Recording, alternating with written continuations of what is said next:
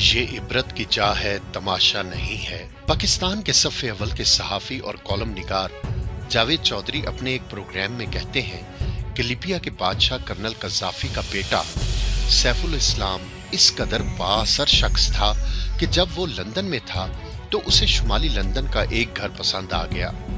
उसने वहीं खड़े खड़े ये घर 1 करोड़ पाउंड्स में खरीद लिया, जो पाकिस्तानी 1 अरब 40 करोड़ रुपए बनते हैं।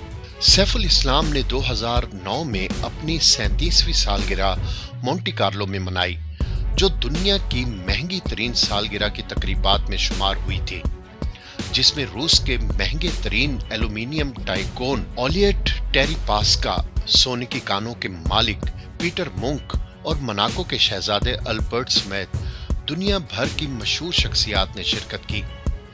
सैफुल इस्लाम को पेंटिंग्स का बेहद शौक था।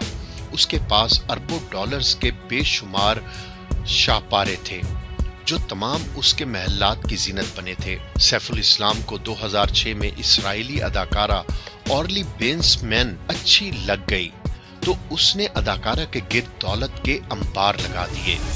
चुनाचे इस्राएली अदाकारा सैफुल इस्लाम की गर्लफ्रेंड बन गई, जो कि दुनिया की महंगी तरीन गर्लफ्रेंड थी। बरतानवी वजीर आजम टोनी ब्लेयर उसे अपना जाती दोस्त कहता था और उसके लिए 10 डाउनिंग स्ट्रीट के दरवाजे हर वक्त खुले रहते थे।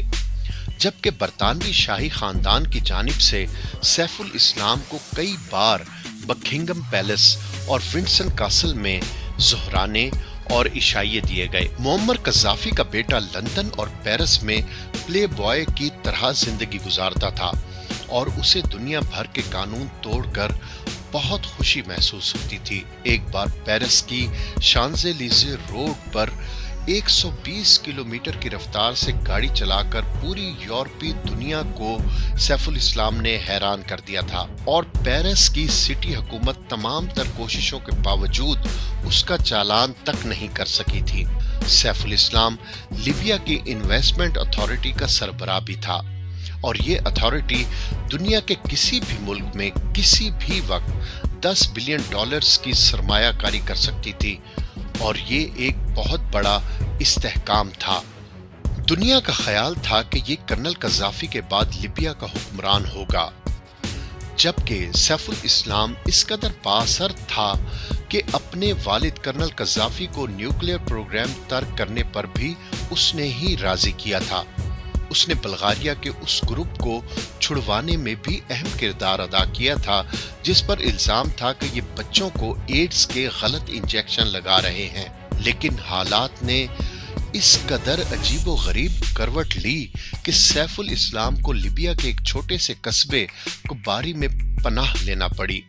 जब उसे गिरफ्तार किया गया तो ये एक ऐसे कमरे में छुपा हुआ था जिसमें बाथरूम तक नहीं था और सैफुल इस्लाम बदबूदार पुराने कंबल में लिपटा हुआ था।